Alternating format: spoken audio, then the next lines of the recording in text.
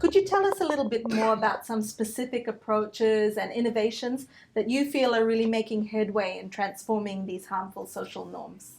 Yes, this is when I get really excited because, 34 years of work, there's a lot of work that is going on. A lot of it is quite innovative work and aligned to international best practice. And I just want to start off with saying that the Pacific Women's Network Against Violence Against Women was established in 1992 with the first ever violence against women meeting in the Pacific.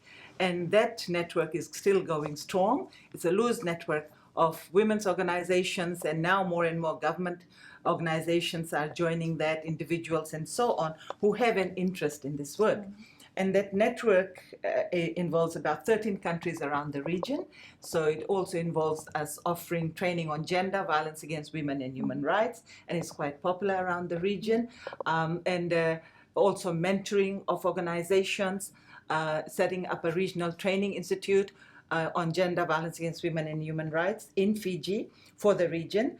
There's also the programming that is in most of the countries, and especially in Tonga, Vanuatu, and Fiji, is quite a unique integrated approach to ending violence against women, and very, very much human rights based, and recognizing violence against women as a developmental issue and as a human rights issue.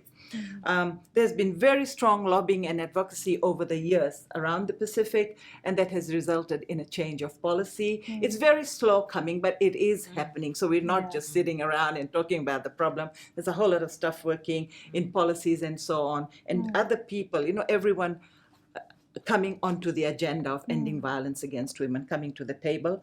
And the Male Advocacy for Women's Human Rights program that we developed here is quite unique. It's about men taking responsibility for their own violence and for other men's violence, accountability to the women's movement, the feminist women's movement, and there are many male advocates. This work has been done in Papua New Guinea, in Vanuatu, in Fiji, in Tonga, in the Cook Islands, and Solomon Islands is the next one. So, and it's quite a we believe it's shown a lot of results where, where they listen to the women, they learn about masculinities and so on.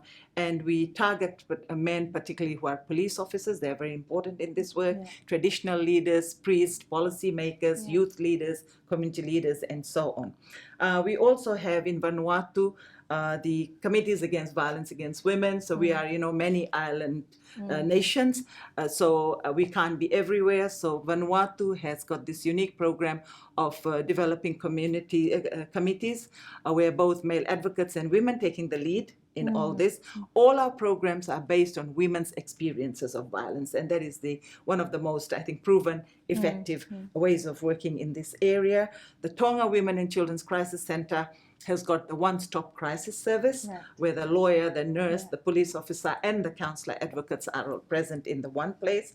And in Fiji, coming back to Fiji, we also recently have started engaging with government, partnerships with government on male advocacy for the military, for the police, for the civil service. And very recently, we have done, last week actually, for the first time, a 2-day workshop with members of parliament. Oh, wow. And that actually is quite a big thing that has happened, and that also is to create a bipartisan approach to ending violence against women.